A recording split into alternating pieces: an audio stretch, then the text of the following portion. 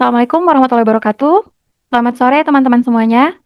Hari ini kita akan berdiskusi tentang nilai berakhlak, khususnya untuk nilai loyal.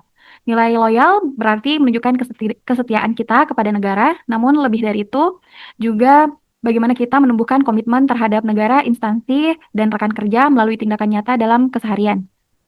Pada kesempatan kali ini kita akan membahas salah satu contoh penerapan nilai loyal dalam kegiatan yang sering kita lakukan, yaitu upacara bendera, khususnya yang baru saja kita lakukan kemarin dalam rangka memperingati Sumpah Pemuda.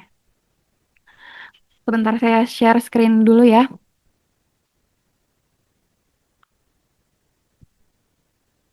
Oke. Nah, teman-teman, kira-kira untuk tahapan kegiatan dari melakukan upacara bendera dalam rangka memperingati Sumpah Pemuda kemarin itu apa aja ya? Ada yang mau menyampaikan pendapatnya?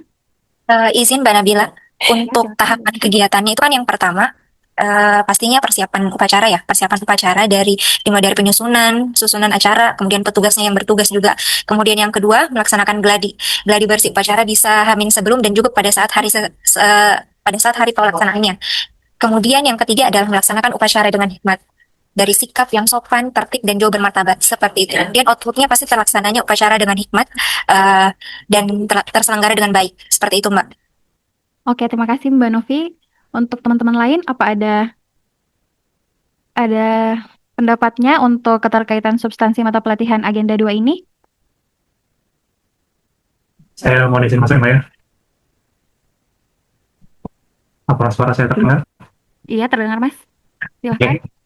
Mungkin saya mencoba Mbak terkaitan substansi mata pelatihan nilai loyal ini dengan kegiatan mengikuti upacara memperingati Hari Sumpah Pemuda ya. Ya, Itu pasti yang pertama jadi ini loh. kita itu dengan mengikuti upacara Hari Sumpah Pemuda menjadi peserta maupun petugas itu dapat menumbuhkan kembali semangat nasionalisme Jadi serta mempertegas kesetiaan kepada Pancasila, UUD 1945, NKRI maupun pemerintah yang sah. Dan yang kedua itu bisa menjaga nama baik sama ASN, instansi maupun negara. Nah, dengan tidak melakukan tindakan yang mencoreng nama baik instansi, Mbak. Tidak bercanda, menggunakan ponsel ataupun membuat keributan selama upacara. Nah, sikap ini kan termasuk ya profesionalisme yang mencerminkan kedisiplinan ASN atau RDPN, menjaga marwah instansi, Mbak. Mungkin seperti itu yang bisa saya tambahkan. Terima kasih Mas Adnan. Untuk teman-teman lain, apa ada tanggapan atau ada tambahan terkait substansi mata pelatihan kita hari ini? mungkin ini Mbak, yang terakhir kan ada 3 indikator. Yang terakhir itu menjaga rahasia jabatan dan negara. Mungkin bisa dikaitkan tentang tidak menyebarluaskan isi undangan gitu. Terus kan contohnya kayak mungkin pacaran nih, kita kan dapat undangan mengikuti pacara. Ya walaupun mungkin undangan ini tidak terlalu sensitif, tapi kan tetap berisi informasi resmi, semacam nama, jabatan, waktu, tempat susunan acara atau protokol. Nah kan dari situ kita mencegah adanya seseorang mengaku sebagai peserta resmi. Atau dari situ juga kan bisa dimanfaatkan oleh oknum yang enggak tidak gitu. Gimana Mbak? Masuk nggak? Masuk sih Mbak. Terima kasih Mbak Sinta. Boleh untuk Mbak Sinta sama Mas Adnan mungkin boleh dilengkapi di tabel ya. Terus untuk kontribusi terhadap visi misi organisasi, ada teman-teman yang mau menyampaikan pendapatnya? Saya izin menyampaikan pendapat saya. Iya, silakan Mbak. Jadi terkait visi misi organisasi itu, saya ingin menyesuaikan sama mutu Kementerian ATR BPN, yakni melayani profesional dan terpercaya. Untuk poin yang melayani, di sini kita itu bisa membahas terkait bahwa mengikuti upacara itu menumbuhkan semangat pengabdian dan kepedulian terhadap bangsa. Sehingga di sini kita sebagai ASN itu bisa lebih tulus dan berdedikasi dalam memberikan pelayanan di kantor pertanahan. Nah, lalu untuk poin profesional, di sini kita diajarkan untuk selalu disiplin dan tanggung jawab dalam menjalankan tugas kita sebagai petugas upacara dalam konteks hal ini. Yang mana itu menggambarkan sikap profesional sesuai dengan visi misi organisasi kita sendiri. Nah, yang terakhir itu poin terpercaya, di mana sikap kita dalam mengikuti upacara dengan khidmat dan tertib mencerminkan sikap yang baik, sehingga di sini dapat menumbuhkan kepercayaan publik terhadap organisasi kita sendiri. Cukup sih, Kak, dari saya. Oke, terima kasih Mbak Noela.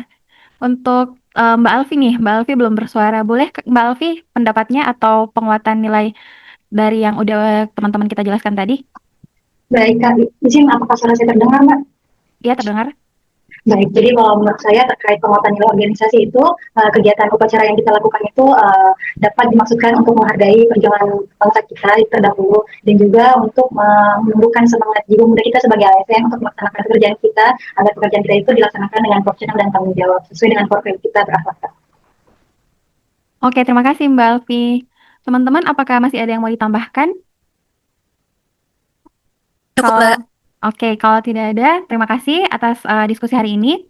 Jadi dari yang tadi kita sudah bahas, ternyata upacara bendera itu punya makna yang tidak sesederhana itu ya. Jadi di sini tercermin ada semangat loyalitas, tanggung jawab, dan cinta kita kepada negara. Semoga semangat ini bisa terus kita jaga setiap kita melaksanakan tugas di kantor. Kalau gitu, aku tutup ya. Waalaikumsalam warahmatullahi wabarakatuh. Terima kasih teman-teman. Waalaikumsalam warahmatullahi wabarakatuh.